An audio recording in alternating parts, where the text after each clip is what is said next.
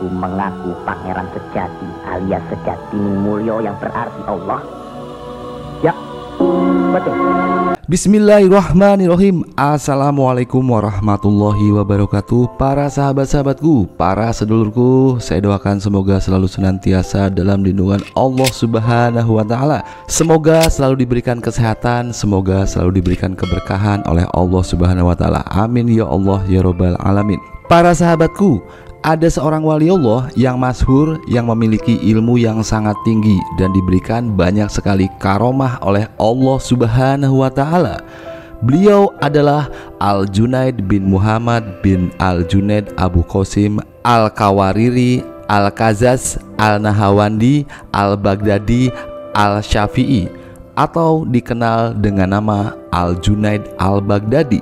Beliau lahir di daerah Nihawan, Persia, dan bermukim dan dibesarkan di daerah Baghdad. Junaid al-Baghdadi kemudian diangkat menjadi kadi kepala atau hakim tertinggi di daerah Baghdad karena beliau sebelumnya telah banyak mempelajari ilmu fikih tentang hukum Islam mazhab Imam Syafi'i radhiyallahu anha kepada Abu Sur al-Kalbi yang merupakan murid langsung dari Imam Syafi'i radhiyallahu anha. Selain ahli ilmu fikih, Junaid al-Baghdadi juga dikenal sebagai ahli ilmu tasawuf karena sebelumnya ia belajar ilmu tasawuf dari pamannya sendiri yang merupakan seorang ulama besar yang bernama Syekh Asy'ari As-Sakti. Hingga pada akhirnya karena ketinggian ilmunya ini, maka Junaid al-Baghdadi menjadi ulama besar yang sangat dihormati dan memiliki banyak sekali murid dan pengikutnya. Berikut saya rangkum beberapa karomah dan keajaiban yang dimiliki oleh Junaid al-Baghdadi. Karomah yang pertama, percikan tinta yang berubah menjadi lafaz Allah. Kisah ini pernah juga diceritakan oleh Habib Novel bin Muhammad Al-Idrus. Pada salah satu kesempatan ceramahnya, beliau berkisah tentang perihal ini. Salah satu murid Junaid al-Baghdadi adalah seorang tokoh yang terkenal yang bernama Abu Abdullah Husain bin Mansur al-Hallaj atau dikenal dengan nama Al-Hallaj. Sebenarnya Al-Hallaj adalah seorang yang ahli ibadah dan sangat handal. Beliau seorang yang kuat sembahyang atau sholat dan senantiasa berpuasa setiap masa. Namun pemahaman tasawuf dari Al-Hallaj kerap kali membuat banyak pengikutnya tersesat. Setelah dianggap pemikiran Al-Hallaj yang dianggap menyimpang dengan syariat Islam, maka Syekh Junaid al-Baghdadi terus-menerus menasihati muridnya tersebut. Namun Al-Hallaj sudah benar-benar dirangsang oleh api cinta ilahiyah dan ia kembali meneriakkan ana al-haq, atau ungkapan itu ditafsirkan bahwa beliau menganggap zat Allah berada di dalamnya, atau dalam bahasa Jawa dikenal dengan nama manunggaling kawula Gusti atau menyatu dengan Tuhan. Pemahaman Al-Hallaj ini merujuk dari Al-Quran surat Qaf ayat ke-16 yang artinya, dan kami lebih dekat kepadanya daripada urat lehernya. Guru Al-Hallaj yaitu Junaid al-Baghdadi telah beberapa kali menasihati Al-Hallaj bahwa kata kami di sini maksudnya bukan Allah Subhanahu wa ta'ala. Bisa jadi maksudnya adalah dua malaikat Allah sesuai dengan Al-Quran surat Qaf ayat ke-16 sampai dengan ke-18 yang artinya, dan sesungguhnya kami telah menciptakan manusia dan mengetahui apa yang dibisikkan oleh hatinya, dan kami lebih dekat kepadanya daripada urat lehernya, yaitu ketika dua malaikat mencatat amal perbuatannya. Satu malaikat duduk di sebelah kanan dan yang lainnya duduk di sebelah kiri. Tiada satu ucapan apapun yang diucapkannya, melainkan ada di dekatnya malaikat pengawas yang selalu hadir. Junaid al-Baghdadi kemudian melarang Al-Hallaj mengucapkan ucapan-ucapan yang bertentangan dengan syariat agama Islam itu. Tetapi usahanya ini sia-sia. Ternyata sang murid tidak mau mendengar penjelasan dan nasihat dari gurunya, sehingga Al-Hallaj akhirnya diusir dari perguruannya tersebut. Sikap penyimpangan Al-Hallaj dalam pemikirannya ini selain meresahkan gurunya, tetapi juga meresahkan banyak umat Islam pada zaman itu, sehingga persoalan ini diadukan ke pengadilan. Akhirnya Syekh Junaid al-Baghdadi menyampaikan terawangannya atau sesuatu yang kasaf yang ia lihat di masa depan. Lalu ia berkata kepada Al-Hallaj, "Wahai Mansur Al-Hallaj, tidak lama lagi suatu titik dari sebilah papan akan diwarnai oleh darahmu." Penjelasan dari gurunya ini menggambarkan tentang proses hukum pancung. Kemudian bukan malah takut dan gentar mendengar ucapan gurunya ini. Kemudian Al-Hallaj menjawab, "Benar wahai guruku, tetapi dalam hal demikian engkau juga akan melemparkan pakaian kesufianmu dan akan mengenakan pakaian mauli, ana al-haq." Kedua ramalan tersebut ternyata menjadi kenyataan karena Al-Hallaj terus saja menyerukan ana al-haq. Hal ini membuat kaum ulama syariat melawan Al-Hallaj dengan mendapat dukungan dari seorang Perdana Menteri wilayah Baghdad yang bernama Hamid bin Abbas. Kemudian dikeluarkanlah fatwa kufur, menyatakan bahwa Al-Hallaj secara hukum dapat dihukum pancung sampai dengan wafat. Kemudian persoalan itu akhirnya diajukan untuk mendapatkan persetujuan dari Khalifah Muqtadir Billah.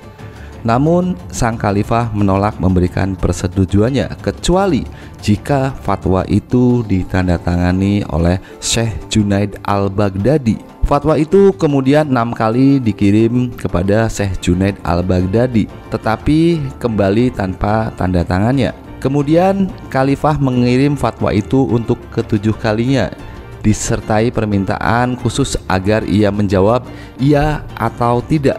Menghadapi hal itu, guru yang besar itu akhirnya membuang pakaian kesufiannya dan mengenakan jubah keulamaannya. Ia kemudian menulis surat jawabannya. Menurut hukum syariat, Al-Hallaj dapat dijatuhi hukuman sampai wafat. Tetapi menurut ajaran-ajaran rahasia kebenaran, Tuhan adalah Maha Tahu. Wallahu a'lam bishawab.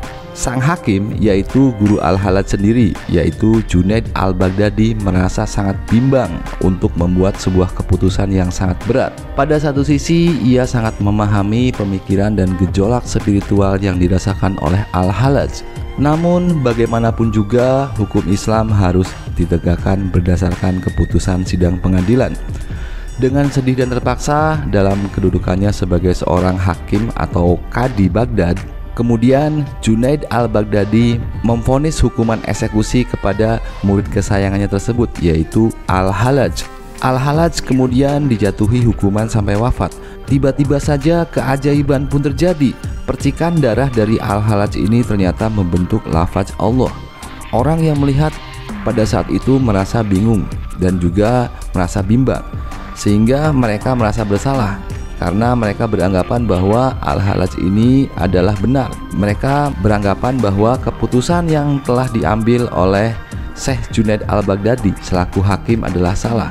Maka beberapa orang yang ditugaskan untuk menghukum Al-Hallaj kemudian mendatangi Junaid al-Baghdadi dan berkata, "Wahai Junaid al-Baghdadi, keputusan yang telah engkau ambil adalah salah. Ternyata Al-Hallaj itu adalah orang yang baik, ia orang yang benar. Buktinya adalah percikan darahnya itu membentuk lafaz Allah." Kemudian Syekh Junaid al-Baghdadi berkata, "Saya hanya bertugas untuk menjalankan syariat agama Allah dengan seadil-adilnya." Sambil ia berdiri, kemudian ia mencelupkan pulpennya ke dalam tinta dan memercikannya di seluruh ruangan di tempat pengadilan tersebut. Kemudian keajaiban pun terjadi. Tiba-tiba saja percikan tinta dari Syekh Junaid al-Baghdadi ini membentuk lafaz Allah. Artinya adalah Allah Subhanahu wa taala meridhoi Syekh Junaid al-Baghdadi. Wallahu alam bishawab. Pada zaman Wali Songo, pemahaman dari Al-Hallaj tentang ana al-haq kemudian dilanjutkan oleh salah seorang wali yang bernama Syekh Lemah Abang atau Syekh Siti Jenar dengan pemahamannya yang dikenal dengan nama Manunggaling Kawula Gusti atau ana al-haq atau menyatu dengan Tuhan. Hal ini tentunya meresahkan umat Islam di Nusantara pada saat itu. Banyak sekali murid dari Syekh Siti Jenar yang salah mentafsirkan pemahaman tersebut sehingga dianggap sesat. Dewan Wali Songo yang terdiri dari Kanjeng Sunan Gunung Jati, Kanjeng Sunan Kalijaga, Kanjeng Sunan Muria, Kanjeng Sunan Ampel, Kanjeng Sunan Bonang, Kanjeng Sunan Kudus, Kanjeng Sunan Giri, dan Kanjeng Sunan Derajat. Namun pasca Kanjeng Sunan Ampel wafat, maka pimpinan Wali Songo dipegang oleh Kanjeng Sunan Giri. Dewan Wali Songo akhirnya memanggil Syekh Siti Jenar guna berdialog dan bertabayun tentang pemahaman manunggaling Kawula Gusti yang diajarkan kepada para murid-muridnya. Dengan telepati karomah walinya, maka Kanjeng Sunan Giri kemudian mengundang Syekh Siti Jenar atau Syekh Lemah Abang atau Pangeran Sejati atau Sejatining Pangeran Mulyo ke persidangan Para Wali. Akhirnya Syekh Siti Jenar datang ke persidangan Para Wali. Kemudian Kanjeng Sunan Kalijaga bertanya, ajaran agama Islam di Mas Syekh Siti Jenar kepada murid-muridnya bertentangan dengan syariat Islam, sehingga telah membuat mereka sesat. Jikalau hanya Dimas Syekh Siti Jenar saja yang sesat, maka tidak apa-apa. Tetapi ini masalahnya telah membuat orang banyak menjadi sesat, maka ini yang harus kami luruskan. Syekh Siti Jenar kemudian menjawab, masalah sesat itu urusan mereka dengan Allah. Mereka tidak mengerti apa yang saya ajarkan, sehingga mereka sesat karena kebodohan mereka sendiri, bukan karena saya. Mendengar jawaban itu, kemudian Kanjeng Sunan Bonang berkata, kalau hanya satu orang murid yang bodoh, maka bisa jadi itu bukan salah gurunya. Tetapi kalau semua muridnya bodoh, maka gurunya lah yang harus bertanggung jawab. Syekh Siti Jenar kemudian menjawab, sama saja, satu atau banyak, mereka semua tidak mengerti apa yang saya ajarkan. Kemudian Kanjeng Sunan Kalijaga berkata lagi, itu artinya ajaran saudaraku Syekh Siti Jenar tidak bisa dimengerti dan juga tidak bisa diterima oleh mereka, karena dasar pengetahuan Islam mereka masih sangat awam dan belum memadai. Setelah diam sejenak, Kanjeng Sunan Kalijaga kemudian bertanya, apakah saudaraku Syekh Siti Jenar mengajarkan pemahaman tentang kitab Al-Halaj kepada para murid-muridnya? Syekh Siti Jenar kemudian menjawab, iya, tentu saja, karena kitab Al-Halaj itu sudah mendarah daging dalam jiwaku. Kanjeng Sunan Kalijaga kemudian bertanya lagi, benarkah saudaraku mengaku Pangeran Sejati alias Sejatining Mulyo yang berarti Allah? Ya, betul. Benarkah saudaraku Syekh Siti Jenar mengaku Pangeran Sejati atau Sejatining Pangeran Mulyo atau Sejatining Kawula Gusti itu artinya Allah? Syekh Siti Jenar kemudian menjawab, iya, betul. Mendengar jawaban dari Syekh Siti Jenar, kemudian semua wali yang hadir di persidangan itu langsung beristighfar, astagfirullahaladzim. Kanjeng Sunan Kalijaga kemudian berkata lagi, sudah jelas semuanya, saudara kita yang satu ini, Syekh Siti Jenar, adalah Al-Halaj Jawa. Pimpinan Wali Songo yakni Kanjeng Sunan Giri kemudian berkata, jika merujuk hukum Islam yang diputuskan oleh Hakim Syekh Junaid Al-Baghdadi kepada muridnya yakni Al-Halaj, maka hukumannya adalah dibuat wafat. Syekh Siti Jenar tersenyum kemudian bertanya, wahai Kang Mas Kalijaga, giliran saya yang ingin bertanya, ketika sholat engkau sujud menggunakan apa? Jasadmu atau rohmu? Kanjeng Sunan Kalijaga kemudian menjawab, saya sholat seperti biasa, sujud menggunakan jasadku, tubuhku dan dahiku sujud kepada Allah Subhanahu wa Ta'ala. Mendengar jawaban itu, kemudian Syekh Siti Jenar kembali tersenyum dan berkata, jasadmu itu, tubuhmu itu, dahimu itu, setelah engkau wafat maka semuanya sirna musnah hilang dimakan oleh waktu.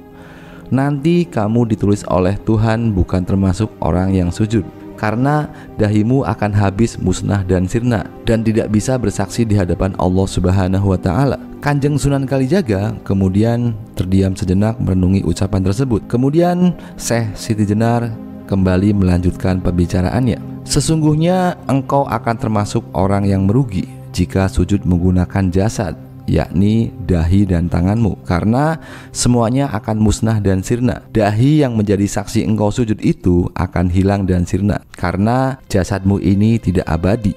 Berbeda dengan saya yang sujud dengan hakikat, ruh saya yang sujud kepada Allah Subhanahu wa Ta'ala, bukan tangan atau dahi atau jasadku.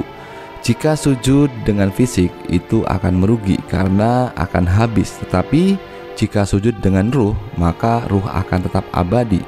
sekalipun wafat terpisahnya antara ruh dengan jasad, namun ruh akan tetap hidup dan menjadi saksi sujud saya kepada Allah Subhanahu wa Ta'ala. Mendengar penjelasan itu, Kanjeng Sunan Kalijaga semakin berpikir. Kemudian Syekh Siti Jenar berkata lagi, orang hidup itu hakikatnya terpenjaranya ruh di dalam jasad yang membuat ruh ini tersiksa. Ruh harus mengikuti jasad makan 3 kali sehari, istirahat tidur, bekerja mengumpulkan harta, yang mana semuanya hanya sementara saja, tidak abadi. Semua jasad ini tidak ada gunanya sama sekali, karena nanti akan musnah, hilang, dan sirna dimakan oleh waktu. Jika engkau sholat menggunakan jasad tubuhmu, dahimu bersujud, maka saya sholat menggunakan ruh saya, maka saya tak perlu ruku atau sujud. Dimanapun saya bisa sholat mengingat Allah Subhanahu wa Ta'ala dengan ruh saya. Melihat muridnya yaitu Kanjeng Sunan Kalijaga merasa terdesak dengan argumen dan penjelasan dari Syekh Siti Jenar, kemudian Kanjeng Sunan Bonang berkata, wahai Syekh Siti Jenar, engkau menganggap bahwa jasad tubuhmu ini tidak berguna sehingga engkau tidak mau sujud dengan jasadmu, tetapi engkau sujud dengan ruhmu. Bolehkah saya bertanya kepadamu? Syekh Siti Jenar kemudian menjawab, silahkan. Apa yang akan engkau tanyakan kepadaku, Kanjeng Sunan Bonang? Kanjeng Sunan Bonang kemudian tersenyum sembari bertanya, wahai Syekh Siti Jenar, jika tubuhmu ini dirasa tidak penting, lalu kenapa engkau sekarang membungkus tubuhmu ini dengan pakaian dan jubahmu? Kenapa engkau tidak wudu saja atau telanjang saja? Bukankah ruh itu tidak membutuhkan pakaian? Mendengar pertanyaan cerdas dari Kanjeng Sunan Bonang membuat Syekh Siti Jenar menjadi gugup. Wajahnya merah menahan malu dan bingung menjawab pertanyaan ini. Ia hanya bisa terdiam 1000 bahasa. Karena tidak ingin saudaranya yakni Syekh Siti Jenar mendapatkan hukuman, satu persatu dari Wali Songo memberikan nasihatnya kepada Syekh Siti Jenar. Namun sama halnya dengan Al-Halaj yang tidak mau mendengarkan nasihat gurunya yakni Syekh Junaid Al-Baghdadi, maka Syekh Siti Jenar pun bersikap sama, yakni tetap berkeras hati. Wali Songo adalah pendito atau pemuka agama, sedangkan yang berhak menjatuhkan hukuman adalah ratu atau pemerintah atau raja.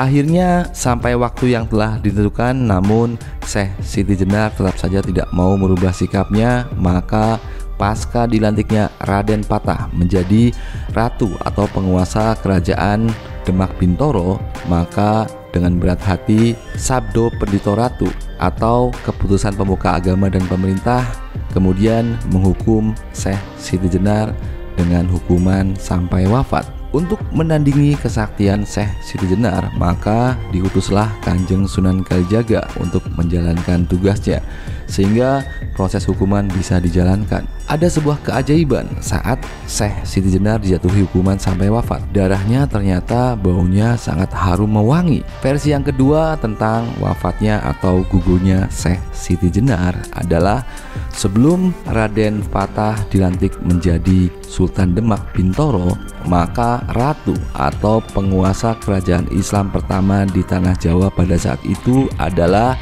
Syekh Syarif Hidayatullah atau Kanjeng Sunan Gunung Jati Cirebon yang menjadi sultan atau raja di Kesultanan Pakungwati Cirebon. Melalui keputusan sidang Wali Songo yang menjatuhkan hukuman wafat kepada Syekh Siti Jenar, maka Kanjeng Sunan Gunung Jati kemudian mengutus Pangeran Gejaksan yang merupakan tokoh yang sakti mandraguna dari Cirebon untuk menandingi kesaktian Syekh Siti Jenar sehingga proses hukuman bisa dijalankan.